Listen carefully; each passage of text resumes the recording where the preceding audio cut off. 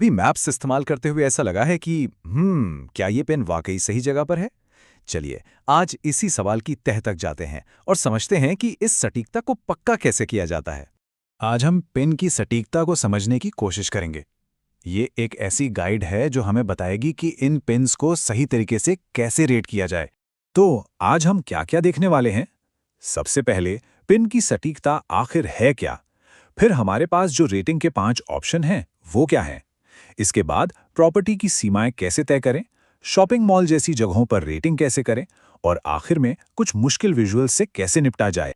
तो पिन की सटीकता का लक्ष्य बहुत ही सीधा है।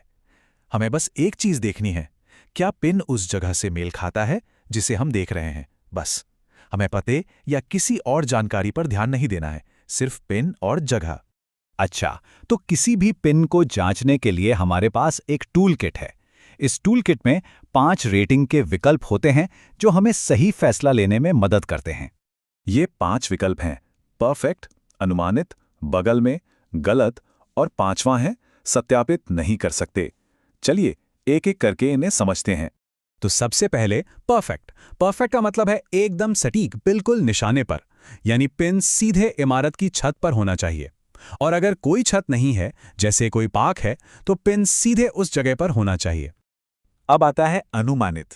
इसका मतलब है कि पिन सही प्रॉपर्टी पर तो है लेकिन ठीक छत के ऊपर नहीं।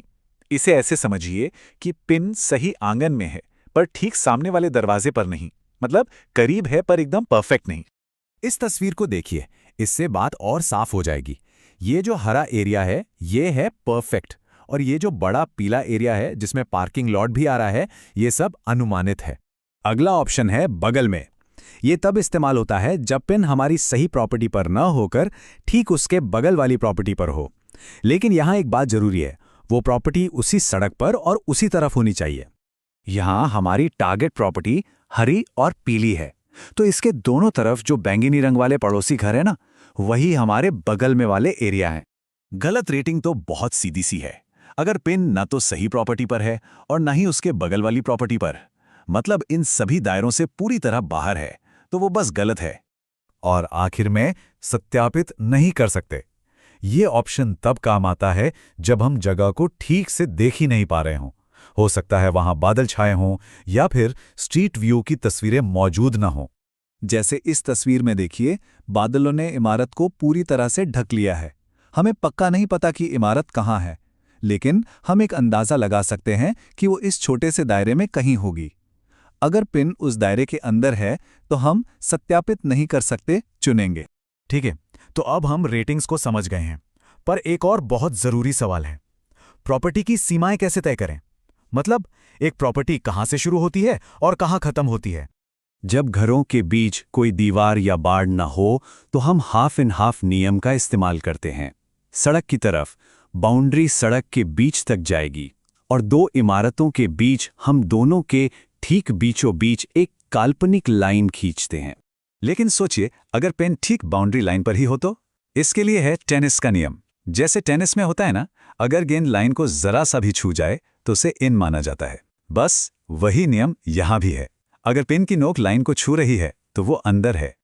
चलिए अब जरा और कॉम्प्लेक्स जगहों की बात करते हैं, जैसे कि मॉल या बड़े कॉलेज कैंपस, जहां एक ही प्रॉपर्टी पर कई बिजनेस होते हैं। वहां रेटिंग कैसे करेंगे?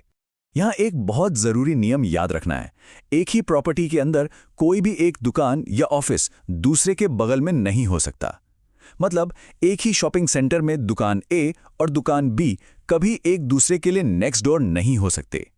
इस स्ट्रिप मॉल को देखिए, यहां बीच से कोई पब्लिक सड़क नहीं गुजर रही है, इसलिए अगर हम किसी एक दुकान को रेट कर रहे हैं, जो कि ये हरा हिस्सा है, तो ये पूरा का पूरा एरिया पार्किंग लॉट मिलाकर अनुमानित माना जाएगा। लेकिन अगर कोई पब्लिक सड़क बीच में आ जाए तो कहानी बदल जाती है। अगर हमारा रिजल्ट पूरा कैंपस है तो पूरी प्रॉपर्टी परफेक्ट है, पर अगर हम सिर्फ एक स्टोर को देख रहे हैं तो सड़क एक बाउंड्री बन जाती है और सड़क के उस पार की कोई भी जगह गलत हो जाएगी। और अब आते हैं अपने आखिरी हिस्से पर। कभी कभी सैटेलाइट तस्वीरें थोड़ी भ्रामक हो सकती हैं, उनसे धोखा हो सकता है।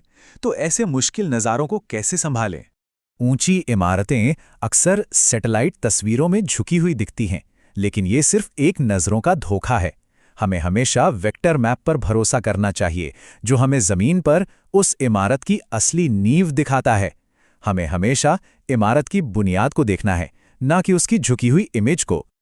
तो इसका सीधा सा नियम यह है, जब सैटेलाइट और वेक्टर मैप में थोड़ा फर्क दिखे, तो हमें हमेशा उस व्यू को मानना है जो पिन की जगह के लिए ज्यादा फायदेमंद हो, मतलब जो उसे बेहतर रेटिंग दे।